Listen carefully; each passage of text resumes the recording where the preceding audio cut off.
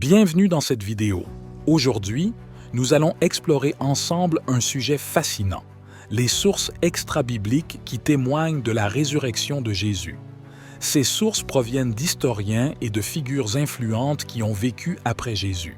Bien que certains aient été opposés au christianisme, leurs écrits confirment l'énorme impact de sa vie et de sa résurrection.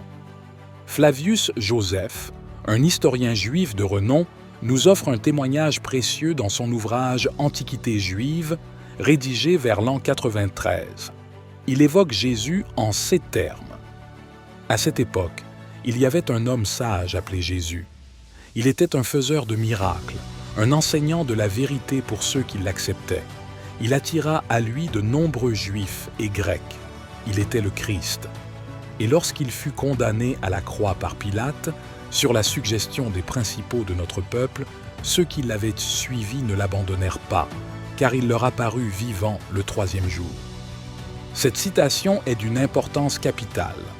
Elle fait référence à plusieurs éléments clés: Jésus, ses miracles, sa crucifixion sous Ponce Pilate et, surtout, la croyance en sa résurrection, un événement que ses disciples n'ont pas cessé de proclamer. C'est un témoignage qui renforce la véracité historique de la résurrection. Tacite, l'un des plus grands historiens de l'Empire romain, écrit dans les Annales vers l'an 116.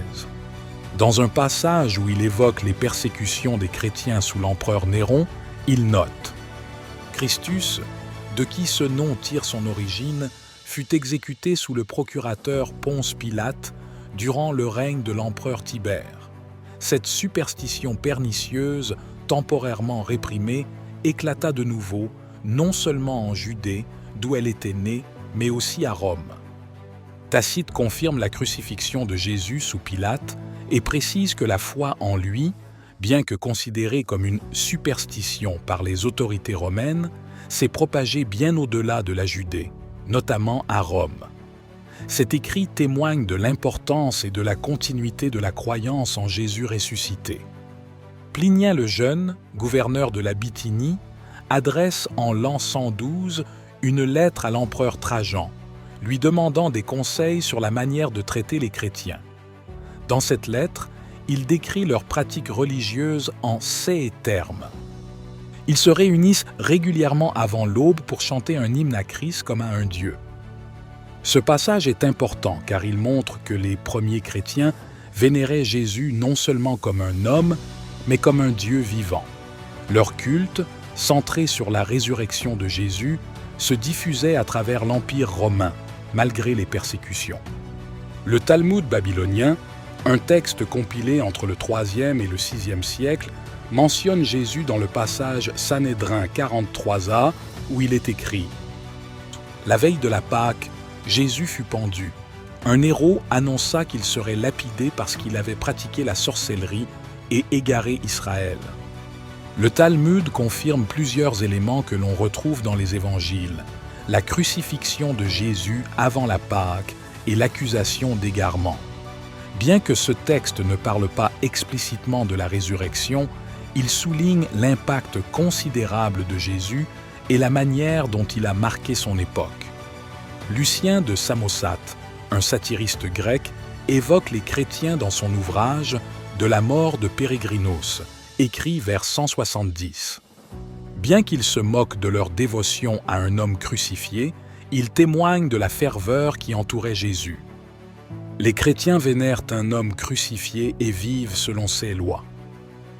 Lucien ridiculise les chrétiens, mais il reconnaît néanmoins leur croyance inébranlable en Jésus crucifié, qu'il considérait comme un Dieu vivant. Ce passage témoigne de la profondeur de la foi chrétienne en la résurrection, une foi qui allait au-delà des moqueries de ses opposants. Mara bar Sérapion, un philosophe syrien, écrit une lettre à son fils entre le 1er et le 3e siècle, dans laquelle il compare Jésus à d'autres grandes figures historiques comme Socrate et Pythagore. Quel avantage les Juifs ont-ils tiré de l'exécution de leur roi sage? Leur royaume fut détruit peu après. Ce passage est intéressant car il reconnaît Jésus comme un roi sage. Il met en lumière que la mort de Jésus a eu des conséquences profondes y compris sur le peuple juif.